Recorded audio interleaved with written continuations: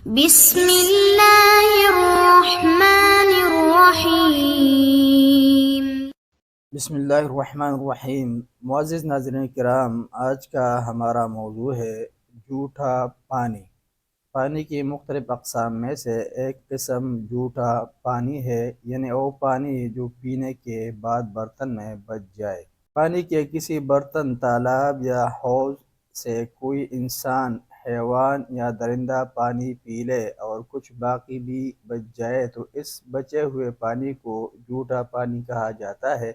جسے عربی میں سعور کہا جاتا ہے، اور اس کی تعریف یہ ہے: پینے کے بعد جو برتن میں بچ جائے وہ جھوٹا ہوتا ہے۔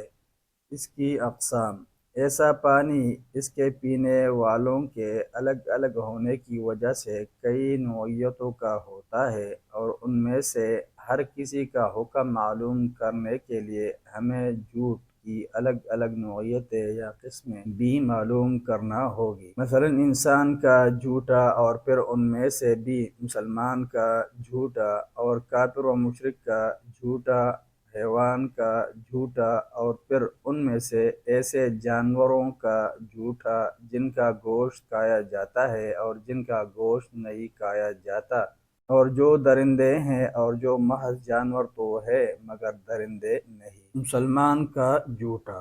مسلمان مرد ہو یا عورت ہو، بچہ ہو یا جوان، اور مرد چاہے جنوبی ہو اور اسے غسل کی حاجت ہو یا وہ طاہر ہو، اور عورت چاہے طہارت سے ہو یا جنابت سے، یا اپنے مخصوص فطری عذر یعنی ایام حیض و نفاس میں ہو، ہر شکل میں ان کا جھوٹا پاک اور طاہر و مطہر ہے۔ جنوبی کا جھوٹا بخاری و مسلم، سنن اربعہ اور دیگر کتب حدیث میں مذکور ہے، جس میں حضرت ابو ہریرہ رضی اللہ عنہ فرماتے ہیں: نبی صلی اللہ علیہ وسلم سے مدینہ طیبہ کے ایک راستے میں ملے، جبکہ وہ یعنی ابو ہریرہ جنابت کی حالت میں تھے، لہذا وہ آپ صلی اللہ علیہ وسلم سے نظر بچا کر کسی طرف نکل گئے اور غسل کیا، اور پھر آپ صلی اللہ علیہ وسلم کی خدمت میں حاضر ہو گئے۔ آپ صلی اللہ علیہ وسلم نے ان سے مخاطب ہو کر فرمایا: اے ابو ہریرہ، تم کہاں تھے؟ تو انہوں نے جواب دیا: میں جنابت کی حالت میں تھا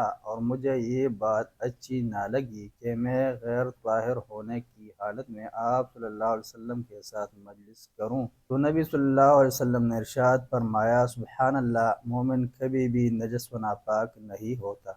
بالکل اسی طرح کا دوسرا واقعہ حضرت حذیفہ بن یمان رضی اللہ عنہ کو پیش آیا، جو صحیح مسلم، ابو داؤد، نسائی، ابن ماجہ اور دیگر کتب حدیث میں ہے۔ اس واقعہ میں نبی اکرم صلی اللہ علیہ وسلم نے حضرت حذیفہ رضی اللہ عنہ سے مخاطب ہو کر فرمایا: مسلمان نجس و ناپاک نہیں ہوتا۔ ان دونوں احادیث میں مذکور دو صحابہ رضی اللہ عنہما کے الگ الگ واقعات سے معلوم ہوا کہ مومن نجس نہیں ہوتا، چاہے وہ جنابت کی حالت میں ہی کیوں نہ ہو، اور وہ مرد ہو یا عورت، اس میں بھی کوئی فرق نہیں، کیونکہ مومن و مسلم ہونے کے اعتبار سے مرد و زن اور پیر و جوان سب برابر ہے، اور ان کا جھوٹا بالاتفاق پاک ہے، اور جو ارشاد نبوی صلی اللہ علیہ وسلم کے مطابق خود نجس نہیں ہوتا، اس کا جھوٹا کیسے نجس ہوگا؟ یہ بڑی عام فہم سی بات ہے۔ ان واقعات سے مومن و مسلم کے جھوٹے کے ناپاک نہ ہونے کے علاوہ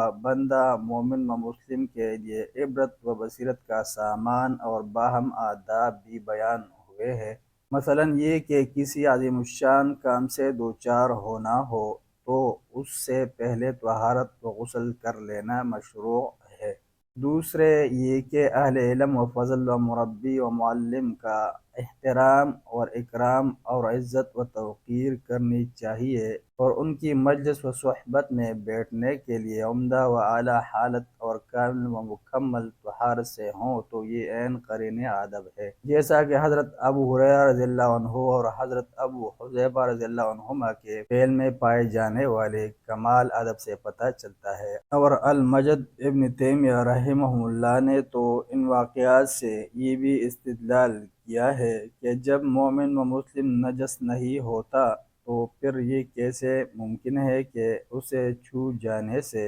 پانی یعنی مستعمل پانی نجس ہو جائے؟